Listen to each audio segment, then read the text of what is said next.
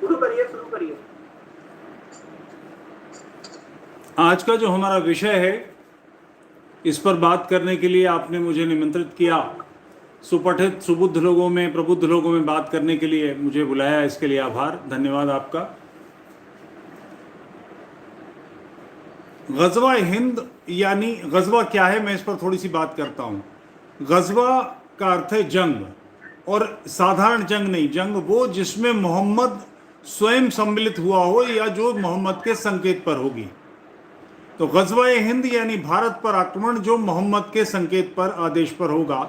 और मोहम्मद की यह हदीस है कि इसमें सम्मिलित होने वाले सभी लोगों को जन्नत मिलेगी। इसका संदर्भ जो सियासत्ता 6 हदीसों किताबें हैं उसमें से निसाई में है, किताब नंबर 25 हदीस नंबर 90 और हदीस नंबर 91 में इसका जिक्र है। खुरासान से लश्कर उठेगा, चीन से एक लश्कर उठेगा और वो सिंध के बादशाहों को जंजीरों में बांध के लाएगा। काफिरों के बादशाह, उनके लीडर्स पकड़े जाएंगे। इस पर हदीस क्या है, इस पर बात करूंगा। मोहम्मद के लगभग कोई 150 बरस के बाद ये संकलित की गई हैं। मोहम्मद का जो जीवन गुजरा है, जो कुछ सारा मोहम्मद ने अपने जीवन में किया है, उन सबको संकलित किया गया इन 6 हदीसों में। और एक हदीस, पहली हदीस ऐसी है, बुखारी, सही बुखारी कहते हैं उसको, उसे तो वही मतलू यानी चलती फिरती कुरान कहा जाता है उस हदीस को, कि मोहम्मद के जीवन की सारी चीजें उसमें संकलित हैं। कुछ लोग कहते हैं कि ये बकवास है, ज़ईफ हदीस है। ज़ईफ हदीस से मतलब जिसको माना नहीं जा सकता, जिसकी वास्तविकता प्रामाणिकता संदिग्ध है। शिया ग्रुप ये कहता है कि यह हदीस बात की लिखी हुई है, ये सारी हदीस ही प्रामाणिक नहीं है, इनको माना नहीं जा सकता। बहरहाल इस पर थोड़ी सी बात ये करनी पड़ेगी कि कुरान तो है मौजूद। कुरान की कुछ आयतें मैं आपको पढ़ के सुनाता हूं। सूरह अल बकरा दूसरे नंबर की दूसरे चैप्टर, उसकी 193 नंबर की आयत है। और उनसे युद्ध करो यहां तक कि फितना शेष न रहे।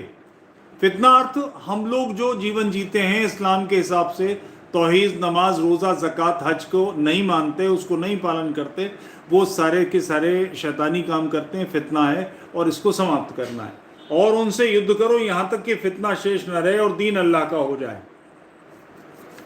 ये नॉन मुस्लिम्स के लिए आदेश है। सूरह अल बकरा की 216वीं आयत है। तुम पर युद्ध फर्ज किया गया और वो तुम्हें अप्रिय है, और हो सकता है एक चीज़ तुम्हें बुरी लगे और वो तुम्हारे लिए अच्छी हो, और हो सकता है एक चीज़ तुम्हें प्रिय हो और वो तुम्हारे लिए बुरी हो। अल्लाह जानता है, तुम नहीं जानते। सूरह अल बकरा की सेकंड चैप्टर की 244वीं आयत है। और अल्लाह की राह में युद्ध करो और जान लो कि अल्लाह सुनने वाला है और जानने वाला है। तो ये सवाल इसका नहीं है ये कि वो हदीस में है कि नहीं, गज़वा हिंद है कि नहीं। इस्लाम मूलतः एक ऐसा चिंतन है जो संसार को अपनी दृष्टि से देखता है, और जो उसके डूज डोंट्स हैं, जो उसके हिसाब से करनी हैं, उसके अलावा सब कुछ को नष्ट कर देने वाला, उनको ख़त्म कर देने वाला, दूसरे लोग जो इस्लाम को नहीं मानते उनको कत्ल कर देने वाला मानता है। उनको मार दिया जाना चाहिए। एक सामने की बात है कि किसी भी सभ्य समाज में किसी को प्राण दंड देने का अधिकार राज्य की व्यवस्था को होता है, मगर राज्य सीधा दंडित नहीं करता। उसके लिए एक तटस्थ निरपेक्ष न्याय व्यवस्था होती है। किसी के प्राण लेना, कि जो इस्लाम को नहीं मान रहा, मोहम्मद को पैगंबर नहीं मानता, कुरान को अल्लाह की किताब नहीं मानता, उसकी जान लेने का अधिकार किसको है? क़िताल फ़ी सबीलिल्लाह, अल्लाह की राह में कत्ल करो। जिहाद फ़ी सबीलिल्लाह, अल्लाह की राह में जिहाद करो। काफिर वाजिबुल कत्ल, काफिरों को मार डालना चाहिए। ये किसके करनी काम है? इस्लाम के हिसाब से प्रत्येक मुसलमान का दायित्व है कि जो इस्लाम को नहीं मानता उनको मार दिया जाए। सवाल इसका नहीं है कि गज़वा हिंद होगा कि नहीं होगा। मामला ये है कि इस्लाम या मुसलमानी जो चिंतन है, इस्लाम का जो चिंतन है, वो ये मानता है कि अपने अलावा हर चीज को नष्ट कर दिया जाना चाहिए। 700 करोड़ के आसपास दुनिया है, मनुष्य हैं। इसमें इस्लाम का हिस्सा 160-65 करोड़, कुछ कम ज़्यादा, इसलिए कि कई देशों में गणना ही नहीं होती, कुछ मारे जा चुके हैं पिछले 100 साल से। तो इस्लाम की बहुत बढ़िया ठुकाई दुनिया भर में हो रही है, फिर भी वही मानते हैं। यानी 160-65 करोड़ लोग ये मानते हैं कि बाकी जो बचे 560-70 करोड़ हैं, उन सबको मार डालना चाहिए, उनको ये जीत लेंगे। यानी अपने से 4 गुनी जनसंख्या को मारने का सपना पाले हुए हैं। तो गजवाए हिंद हो मत हो, ये चिंतन बेसिकली ऐसा हत्यारा चिंतन है, ये मूलतः माफिया है। ये अरबी साम्राज्यवाद है कि अरब के नीचे सारी दुनिया झंड आ जाए। मोहम्मद का एक मशहूर खुतबा है कि वो लोगों से पूछता है, अपने साथी मुसलमानों से, कि मैं तुमसे कहूं कि सामने पहाड़ के पीछे एक फौज है तो तुम क्या मान लोगे? लोग मुसलमान थे, उन्होंने कहा मान लेंगे। तब मोहम्मद ने कहा कि मैं तुम्हें एक ऐसा चिंतन प्रणाली, एक ऐसी सोच, एक ऐसा तरीका दे रहा हूं जिसके बूते तुम सारे अरबों पर गालिब हो जाओगे। जो अरब क्षेत्र है उसमें यहूदी थे, ईसाई थे, मूर्ति पूजक थे, बौद्ध थे, इन सब पर हावी हो जाओगे, सबके पर वर्चस्व तुम्हारा हो जाएगा, और तुम इस पर चले तो ये दीन तुम्हें सारी दुनिया में गालिब कर देगा।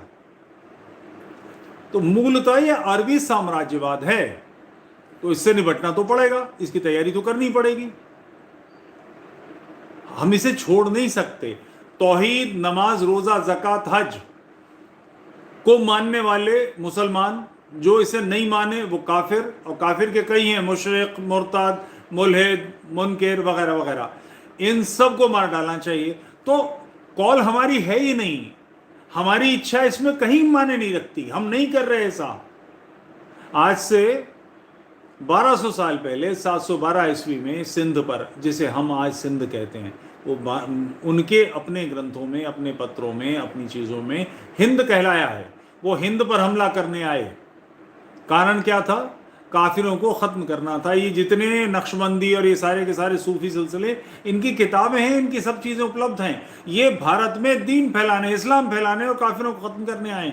इन सब के चिंतन बिल्कुल स्पष्ट हैं, बिल्कुल क्लियर है, उसमें कहीं कोई संदेह नहीं। तो सवाल इसका है ही नहीं कि मैं चाहूं या ना चाहूं। वो मेरे पड़ोसी मुझसे 10 मील दूर, मुझसे 100 मील दूर, मुझसे 500 मील दूर कहीं कोई कार्य कर रहे हैं, और वो धीरे धीरे धीरे धीरे दबोचते आ रहे हैं, और इसको छिपा नहीं रहे हैं, नगाड़े बजा बजा के, ढोल बजा के आ रहे हैं। हम अपनी मर्जी से अपने कान बंद करे बैठे हैं। शुतुरमुर्ग या कबूतर के रेत में सर दबा लेने से बिल्ली नहीं रुकती। ये स्थिति है, और ये संसार भर में हो रहा है। पिछले 2 साल पहले आपने सभी लोगों ने व्हाट्सएप पे ढेरों वीडियो देखे होंगे, जो सीरिया में लोगों के गले कटर से काट रहे हैं, तब चाकुओं से, तलवारों से हत्याएं कर रहे हैं। मरता हुआ आदमी, उसकी आंखें मुंद रही हैं, उसका गला आधा काट दिया गया, और वो बड़े जोर जोर से अल्लाह अकबर, अल्लाह अकबर। अल्लाह अकबर का मतलब अल्लाह महान है। इसका नारा किसी का गला काटने के लिए क्यों लगाना चाहिए? क्यों करते हैं? क्योंकि वो ये मानते हैं कि ये गैर मुस्लिम है, और उनको मारने का मतलब है कि हम जन्नत जाएंगे। जहां पर 72 लौंडियां और 70 लौंडे, ये कुरान में व्यवस्था है, सारी चीजें उल्लेख हैं, और शराब की नहरें वगैरह वगैरह वगैरह, ये सारी चीज होंगी। हदीसें मूलतः सेक्स और गैर मुस्लिम के खिलाफ जिहाद पर मबनी है, सारी की सारी हदीसों में यही है, बहुसंख्यक सारा हिस्सा ये है। तो इन बातों से हम अपने आप को बचा नहीं सकते। आप राजस्थान के लोग हैं, जयपुर में अभी साल भर पहले एक छोटा सा एक्सीडेंट हुआ, और 4 थाना या 5 थाने क्षेत्रों में कर्फ्यू लगाना पड़ा। क्यों? तो आखिर इससे निपटने की कोई योजना बनाएंगे कि नहीं हम? और ये कोई बहुत बड़ी कठिन बात नहीं है। मैं इसे इस तरह से देखता हूं, आज से 70 साल पहले लाहौर में जो व्यापार था, दिल्ली के व्यापारी भी इतने बड़े नहीं है जितना लाहौर में व्यापार था, जितना कराची में व्यापार था। बंबई आज तक वैसा नहीं बन पाया है। बंबई कराची का ही एक्सटेंशन है। ये मूलतः मुंबई प्रेसिडेंसी थी, जिसका पूरा हिस्सा सिंध था, गुजरात था, कर्नाटक जिसे हम आज कहते हैं और महाराष्ट्र कहते हैं, ये सब मुंबई प्रेसिडेंसी था। कराची का व्यापारी कहीं बड़ा था। बंबई की फिल्म लाइन, लाहौर की फिल्म लाइन का एक्सटेंशन है, ऑफ शूट है उसका। मगर क्या हुआ? कारण व्यक्तिगत चिंता की, बड़ी बड़ी फैक्ट्रियां खड़ी की, बड़े बड़े पटसन का, जूट का जितना बड़ा व्यापार ढाका में था, सारा का सारा हिंदू व्यापारियों के हाथ में था। सिंध के बड़े व्यापारी सारे हिंदू थे, पंजाब के बड़े जमींदार हिंदू थे। क्या हुआ? उसका कारण है कि इस्लामी संख्या बढ़ी, उस जनसंख्या ने दबाव दिया, वो किसी गैर मुस्लिम के साथ नहीं रह सकता, उसने हमें धकेल दिया, हमें निकलना पड़ा। हमारा नेतृत्व, हमारे नेता क्लीव थे, नपुंसक थे, उनके कारण से ऐसा हुआ, मगर सहा तो हमने, स्वीकारा तो हमने। तो कोई योजना तो बनानी पड़ेगी। और मैं योजना के संदर्भ में आपसे बात करूं, केवल एक योजना, केवल एक बात। कल्पना करें, पंजाब का अंतिम सबसे बड़ा राजा रणजीत सिंह जी, वो किसी एक दिन घोषणा करें कि 1 महीने के अंदर मेरे राज्य के सारे मुसलमान या तो हिंदू हो जाएं या मेरा राज्य छोड़ दें, अन्यथा दंडित किए जाएंगे। तो 14 अगस्त 1947 को क्या पाकिस्तान बनता? पाकिस्तान जिन लोगों ने बनाया वो हमारे ही तो धर्मभ्रष्ट लोग थे, हमारे ही लोग जो मुसलमान हो गए। और इस्लाम किसी के साथ नहीं रहता। इस्लाम का किन्हीं साहब की कोई आवाज आई? कोई प्रश्न पूछ रहे हैं क्या? नहीं भैया, ठीक आ रही है आप जी, आप कंटिन्यू करो। तो कृपया बीच में मुझे बात करने दें, फिर बीच में रोक टोके नहीं। तो क्या पाकिस्तान बनता? हमारे अपने लोग जो धर्मभ्रष्ट हो गए, जिन्होंने चिंतन बदल लिया, उनके ये अरबी साम्राज्यवाद है, उसकी आस्था केंद्र बदल जाते हैं।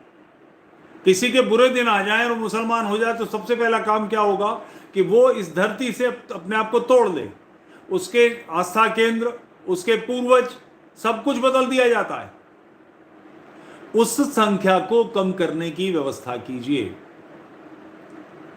कुछ भी हो जाए, यह कार्य हमको करना ही करना है। और एक निवेदन करूंगा पहले इस बात को कि यह है क्या भला, इसको समझने के लिए इंटरनेट पर एक पुस्तक उपलब्ध है, यह निःशुल्क डाउनलोड हो सकती है। अंडरस्टैंडिंग मोहम्मद बाय अली सीना। अली सीना जी की पुस्तक अंडरस्टैंडिंग मोहम्मद को डाउनलोड कीजिए, निःशुल्क मिल जाएगी। यह अंग्रेजी, हिंदी, उर्दू, बंगला 4 भाषाओं में तो अभी उपलब्ध है। और मुझे जानकारी मिली है कि इस पर शायद तमिल और मलयालम वगैरह में भी अपलोड की जा रही है। हिंदी इंग्लिश में डाउनलोड कीजिए, इसको समझिए। लोग इस तरह की बातें करते हैं, सामान्य रूप से लोगों के मन में यह है कि इस्लाम सही है, कुछ मुसलमान दुष्ट हैं। यह सिरे से गलत बात है। इस्लाम, मुसलमान मेरे आप जैसे ही हैं, उनमें कोई बड़ी बात नहीं है। उनके अंदर ऐसा विषाक्त मानस तैयार करना कि वो गैर मुसलमानों के लिए जहरीले हो जाते हैं, ये इसकी जड़ ओरिजिनल टेक्स्ट में है। लंदन के टेम्स के ब्रिज पर जो घटना हुई कि 3 लोगों पर गाड़ियां चढ़ाकर उन्हें मारा, उसके बाद तलवारों से लेकर निकले और अल्लाह अकबर। और अंग्रेज या गोरे उर्दू नहीं समझेंगे, अरबी नहीं समझेंगे, तो साथ में इन द नेम ऑफ अल्लाह कह के उन्होंने लोगों को मारा। बाद में 3 लोग, पुलिस ने उनका वध कर दिया। अभी जो फ्रांस में एक घटना हुई कि चेचन लड़के ने उस व्यक्ति का गला काट दिया जिसने मोहम्मद का कार्टून दिखाया था। उसने पहले वार्न किया था कि मुझे अभिव्यक्ति की स्वतंत्रता पर बात करनी है, जो मुसलमान हो क्लास छोड़ के चले जाएं। मगर एक लड़की छुप कर बैठी रही, मुसलमान थी, उसने घर में एतराज़ किया और बवंडर मचा और उस व्यक्ति की हत्या कर दी गई। फ्रांस का सहज स्वभाव है, वो वहाँ की जो रॉयल्टीज़ हैं, किंग हैं, क्वीन हैं, उनके कार्टून बनाते हैं, पोप के कार्टून बनाते हैं, मिनिस्टर्स के कार्टून बनाते हैं, वहाँ का सहज स्वभाव है। इस्लाम अपने क्षेत्रों में तो जीने नहीं देता। आप गीता, बाइबल लेकर सऊदी अरब नहीं जा सकते, कतर नहीं जा सकते। अभी थोड़ा दबाव आया है, कुछ मंदिर बनाने की बात हो गई है। अन्यथा अगर आपके पास गले में हनुमान का एक लॉकेट भी है तो आपको तुरंत डिपोर्ट कर देंगे। सार्वजनिक रूप से आप दिवाली नहीं मना सकते, होली नहीं मना सकते। अपने क्षेत्र में ऐसे, मगर दूसरे के क्षेत्र में भी उनकी दृष्टि चाहिए कि मोहम्मद का या किसी का कार्टून नहीं बन सकता या किसी की फोटो नहीं छापी जा सकती। क्यों? आप कौन है तय करने वाले? ये ऐसी वर्चस्वी मानसिकता है कि मेरे घर में तो मैं बादशाह हूं और तुम्हारा भी बाप हूं, तुम्हारे घर में भी बादशाह बनूंगा। तो आप इसके साथ तर्क से नहीं जीत सकते। इसके लिए पौरुषवान समाज चाहिए, पौरुष चाहिए।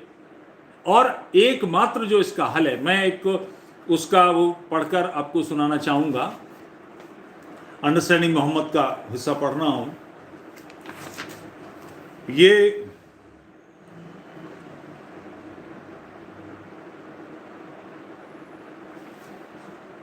उन्नीस सौ इक्यासी में मोहम्मद के जन्मदिन पर जो तकरीर की है खुमैनी ने, वो पढ़ रहा हूं।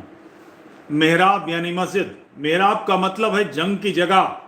मेहराबों से जंग आगे बढ़नी चाहिए, जैसा कि इस्लाम की सभी जंगों की कार्रवाई मेहराबों से शुरू हुई। मोहम्मद के समय की सारी जंगें, रसूल के पास दुश्मनों को मारने के लिए तलवार थी।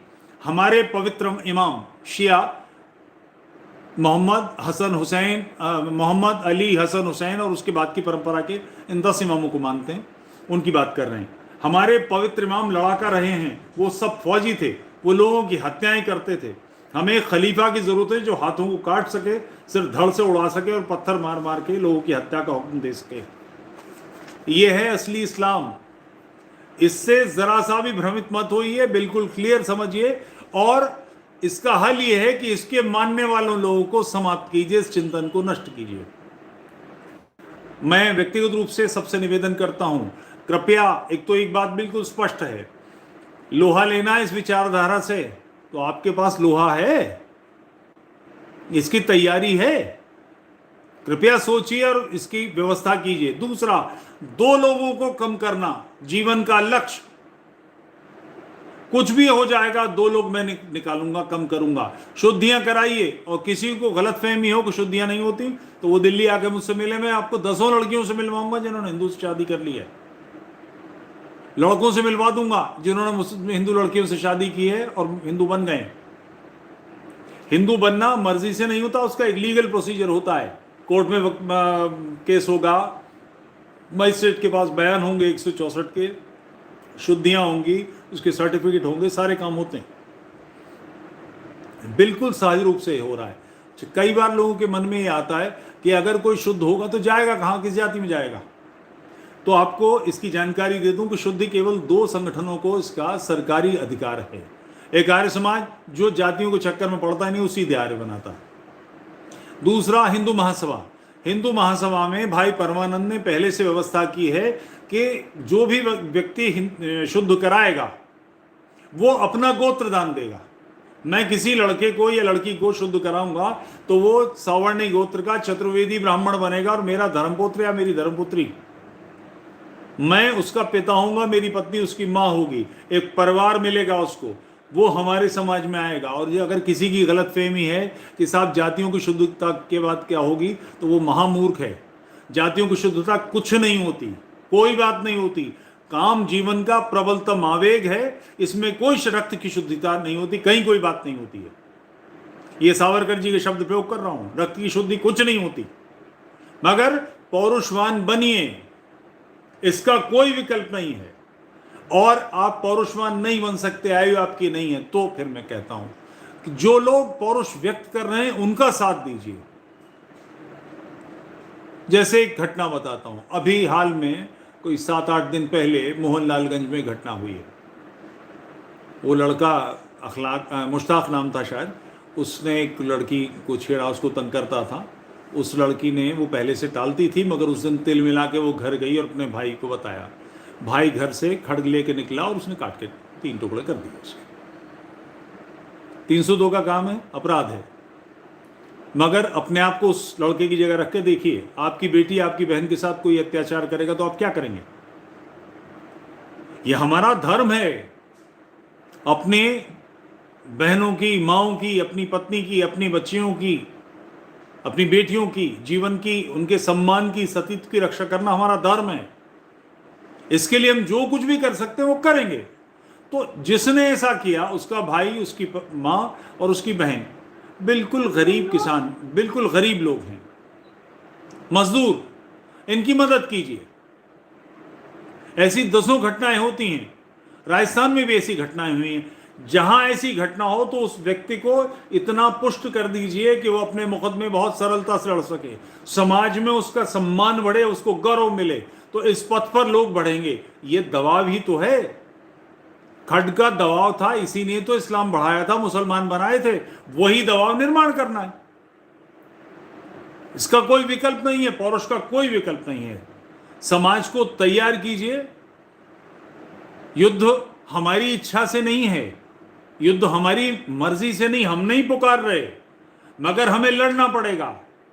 अफगानिस्तान छीन लिया गया हमसे। पाकिस्तान आज से 70 साल पहले, आप पता नहीं लोगों की जानकारी में है कि नहीं, सियालकोट में, लाहौर में हिंदू लड़कियों के नंगे जुलूस निकाले गए, रेप करने के लिए ढोल बजा बजा के लोगों को बुलाया गया। हम व्यक्तिगत रूप से उन महिलाओं से अपने आप को नहीं जोड़ते, वो मेरी दादी थी, मेरी मां थी, मेरी बेटी थी, मेरी बहन थी, यह भाव नहीं है। हमारे परिवार के लोग थे, इसलिए किया गया कि हम हिंदू थे। तो इस बात को ध्यान रखें कि इसकी तैयारी पूरी तरह से चाहिए। लोहा लेना है, लोहे की व्यवस्था कीजिए, और जहां ये नहीं कर सकते, जितना आर्थिक रूप से समाज को दे सकते हैं।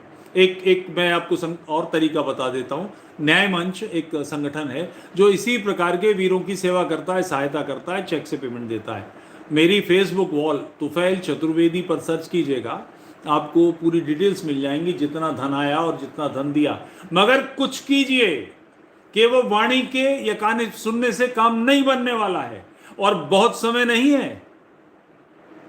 हम we are heading toward civil war, इसके लिए तुरंत तैयार हुई है। केवल कार्यक्रमों से, केवल भाषणों से कुछ नहीं होने वाला है। समाज एग्जीक्यूट करना है, समाज में, समाज को तैयार करना ही पड़ेगा। जयपुर में 4 थाना क्षेत्रों में कर्फ्यू लगा, ठीक, वो क्षेत्र भी तो थे जहां पर कुछ नहीं हो सकता था, 4 आदमी थे, वहां क्यों नहीं सर उठाया, वहां क्यों नहीं तैयार उनको ठोका। एहसास होना चाहिए कश्मीर से हिंदुओं को निकालने वाले को कि कश्मीरी काट के डाल दिए जाएंगे भारत में। कश्मीरी कभी डरे नहीं, इसलिए उन्हें मालूम था हिंदू गधे हैं। वीर बनिए, पौरुषवान बनिए, समाज के लिए जूझिए। ये आपका समाज है, हमारा समाज है। कल हमने अपने राष्ट्र को, अपने समाज को किस स्थिति में छोड़ना है? अपनी बेटियों के लिए, अपने बेटों के लिए, अपनी बहुओं के लिए, अपनी पोतियों के लिए, अपने पोतों के लिए हम कौन सी दुनिया छोड़ के जाएंगे? और इसमें हो मेरी गर्दन जाए, क्या समस्या है? 59 वर्ष का हूं, अगर नहीं जाऊंगा 70 तक खींचूंगा। किसी अस्पताल में पड़ाऊंगा, 4 नलियां यहां लगी होंगी, बेड सो रहे होंगे, पर पेशाब की थैली कमर में बंधी होगी। इससे बेहतर है कि मैं वीर मृत्यु मरूं। वीर गति में समस्या क्या है? पौरुषवान बनिए, इसका कोई विकल्प नहीं है, कोई भी तरीका नहीं है। केवल इतनी बात मैंने आपसे कहनी थी। तो गजवा हिंद मामला नहीं है, वो चिंतन शैली है जो सारे संसार को ग्रस रही है। ये माफिया है, इस माफिया से जूझना पड़ेगा। आपके पास इसका कोई विकल्प नहीं कि आप लड़ते हैं कि नहीं लड़ते। आपके पास केवल एक विकल्प है, आप जीवित रहना चाहते हैं हिंदू की तरह या भ्रष्ट होना चाहते हैं। आपको तय करना है, सिर्फ यही विकल्प है आपके पास। 9:36 हो गए, 9:40 तक मुझे रहना है। तो ये 4 मिनट कोई प्रश्न किसी मित्र ने करना है तो कृपया प्रश्न करें। मैंने अपनी बात पूर्ण कर ली। कोई भी अपने शंका या कोई प्रश्न पूछना है तो पूछ सकते हैं। 5 मिनट उनके पास है, 5 मिनट हम आग्रह करेंगे, 9:45 तक रुकेंगे। 10 मिनट का टाइम है। अच्छा लगेगा, कोई प्रश्न आएंगे?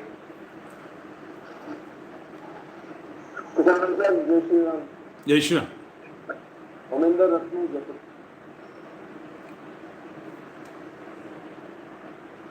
आपको वाणी आ रही है?